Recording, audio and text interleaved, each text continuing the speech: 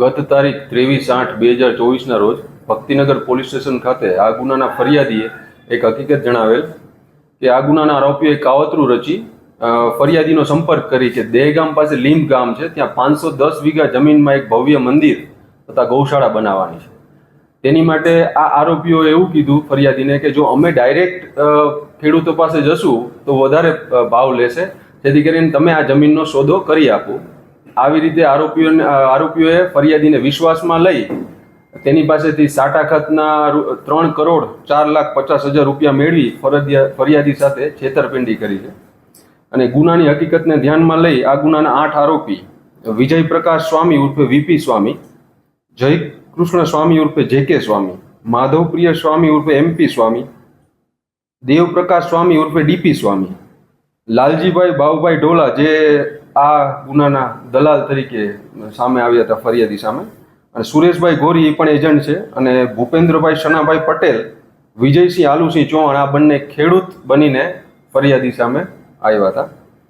તમામ આ 8 આરોપીઓ વિરુદ્ધ આઈપીસી કલમ 406, 409, 420, 120B હેઠળ દાખલ કરી વધુ તપાસ તજવીજ ચાલુ છે. હાલ આ તમામ આરોપીઓ નાસ્તા ફરતા છે, તેમને પકડવા માટેની તપાસ તજવીજ ચાલુમાં છે.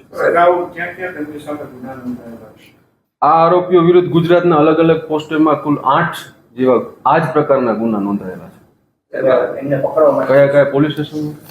ગ્રામ્યમાં છે, પછી નારણપુરા પોલીસ સ્ટેશન છે, સુરત શહેર વરાછા પોલીસ સ્ટેશનમાં, નડિયાદ ટાઉન પોલીસ સ્ટેશનમાં, પછી સુરત શહેરમાં પછી બીજા 2 ગુના છે, પછી આણંદ ટાઉન પોલીસ સ્ટેશનમાં, નડિયાદ ટાઉન પોલીસ સ્ટેશનમાં. આ પ્રકારે અલગ અલગ 8 ગુના નોંધાયા. કેવી મોડસ ઓપરેન્ડી આ લોકોની છે? આ ફરિયાદીએ જે તમને જણાવ્યું, ફરિયાદીએ જણાવ્યા પ્રમાણે એ મોડસ ઓપરેન્ડી એવો જ છે કે આ લોકો પોતાનો જ એક દલાલ ઊભો કરે છે, પોતાના જ ખેડૂત ઊભા કરે છે. આવી રીતે સાટાખાતમાં પછી એવું કહે છે કે ભાઈ પૈસા તમે ભરી દો, તમને પછી સાટાખાત અમે પૈસા પાછા આપી દઈશું.